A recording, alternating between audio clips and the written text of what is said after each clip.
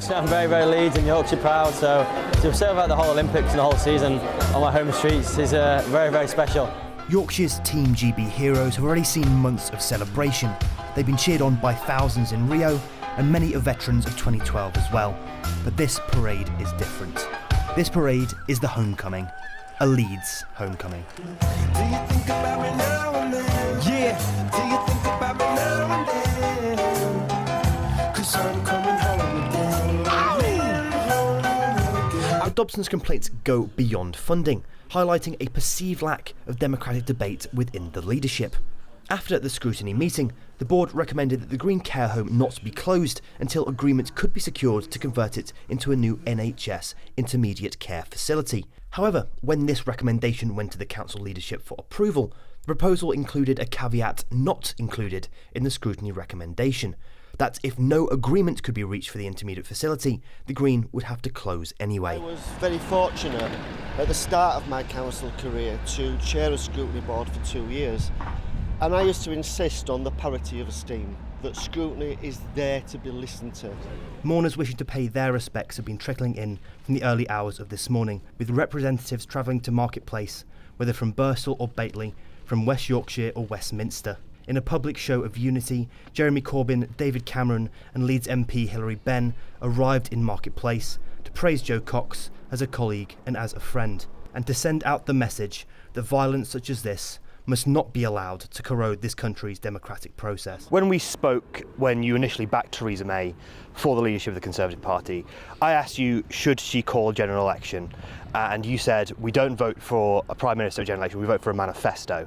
And there has been a serious amount of criticism of the Conservative Party for breaking a manifesto pledge on national insurance contributions. Does that commitment no longer apply?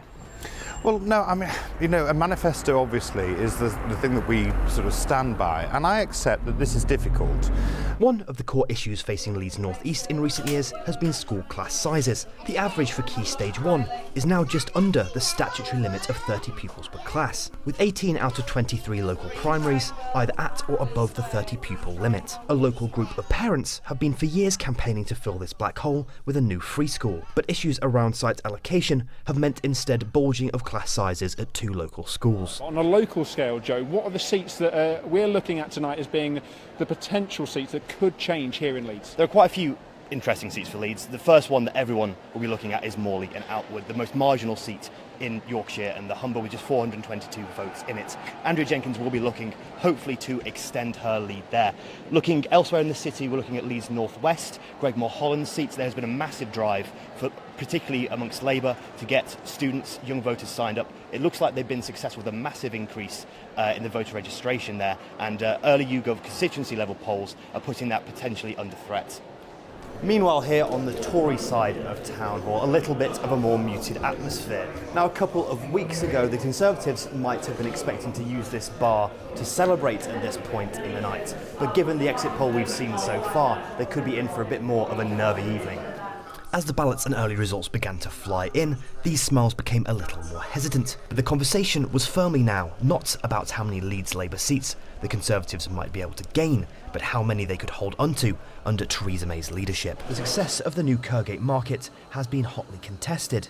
Official figures show that the market has seen an increase in footfall, but this does not seem to have translated to increased trade for the stallholders. The market itself is currently running a £426,000 deficit, a sum chalked up at this week's Executive Board meeting as a result of delayed works completing the redevelopment, as well as discounted rents issued to market traders to compensate their massive reduction in takings. These lost earnings, in many cases as high as 70%, as well as a host of other management issues, have led to widespread dissatisfaction amongst traders, culminating last month with their demand for Sue Burgess to be removed. It is in this context that yesterday Sue Burgess issued a letter to traders setting out her voluntary retirement. There is no suggestion in the letter that this was a result of the traders' demands for her removal, a sentiment echoed by Leeds City Council, who today thanked Sue for her service to the markets. The reaction amongst market traders I spoke to today was mixed. Whilst many celebrated the move, one that a majority of traders had called for in a formal petition to the council, others were more pessimistic. With a list of ongoing grievances with the council, for many, this is too little, too late. 28 years, and we've actually handed our notice in now. We're finishing at the end of April as the sweet stall because we cannot afford to stand on Leeds Market anymore. It needs the rent reduction to bring more traders in. The inside market wants dealing with, rather than it being a food hall. It's supposed to be a market, not a food hall.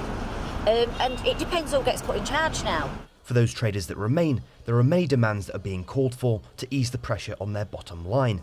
Perhaps most notably, a reintroduction of the 50% discount in rents previously offered, as well as an open meeting between traders and management, a request so far denied by market leadership. Whether the retirement of Sue Burgess was influenced by the traders' calls or not, what is clear is that her replacement will come into the job with a lot on their plate. On the air, I'm Joerobinson.